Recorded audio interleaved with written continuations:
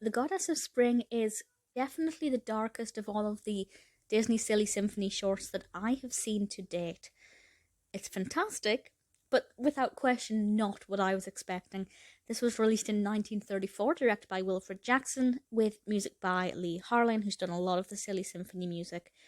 And this one's actually quite important because it's a precursor to the animation style that we saw in Snow White.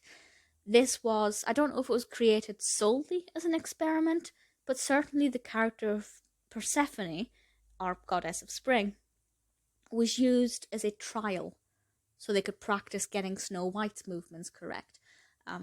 When you watch it, you will quickly see that they improved a lot by the time they actually came to animating Snow White, but it's still really enjoyable. This is actually based on the Greek mythology of Persephone, who is obviously our goddess of spring, and the fact that she was abducted by Hades, who is represented here as Pluto.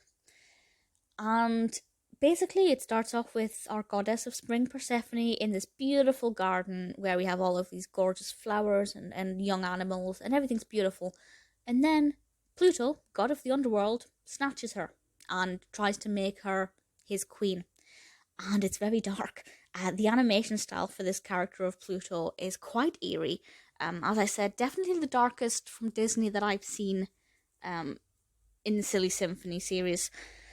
And it's pretty tragic and pretty intense. And the animals are weeping, and there's a little kind of young Bambi character who absolutely broke my heart. And we don't know what's going to happen. Will this goddess of spring get free? Will Persephone ever get to return to her garden of eternal spring? Will evil conquer, and will Pluto capture Persephone forever? I'm not going to say what happens, but I will say it's one of the few Silly Symphonies where I've genuinely been on tenterhooks with no clue of how it's going to develop or where it's going to end up. I should point out that while I'm aware of the character of Hades and the character of Persephone, I'm not 100% confident on how that particular myth pans out.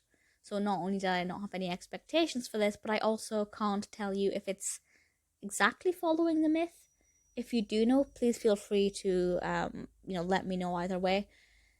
The Goddess of Spring is not at all what I expected.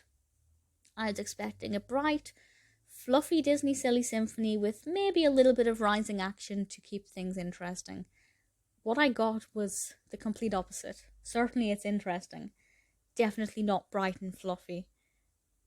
As a precursor to Snow White, historically very interesting. As a piece of entertainment, definitely very surprising.